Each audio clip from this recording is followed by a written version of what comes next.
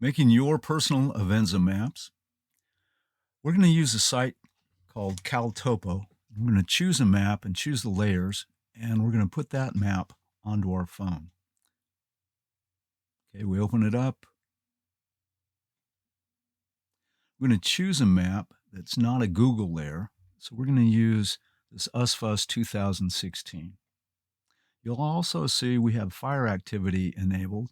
That's the orange, yellow, and red dots. That shows us heat detected by satellite. It also shows us maps of fires if that's been loaded up from a government site. So what we're seeing right here is heat detected by satellite from remnants from a prescribed fire in the Ashland, Oregon area up in the watershed. If we zoom in far enough, we can see when that heat was detected and which satellite detected it. Okay, so what I'm going to do is choose the print function and choose what part of this map I want to put onto my phone. Okay, so rectangle comes up, and then I'll slide that to the piece that I want to actually put on my phone. Okay, so I can make it as big as I want. Then I'm going to choose generate a PDF. Okay, so this comes out.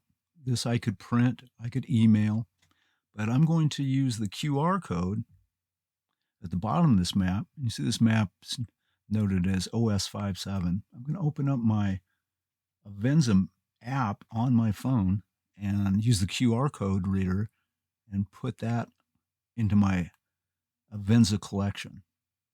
Okay.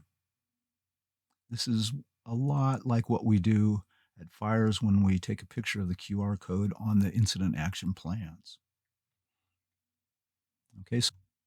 Okay, I go to my Avenza maps page, hit the plus button to add a map, hit the bottom to download or import a map. I hit the QR code reader up in the top right to open up my camera. I take a picture of the QR code. Then that starts loading into my maps page. It says untitled map. Okay, it comes out. Remember, it was map OS57. I open that up.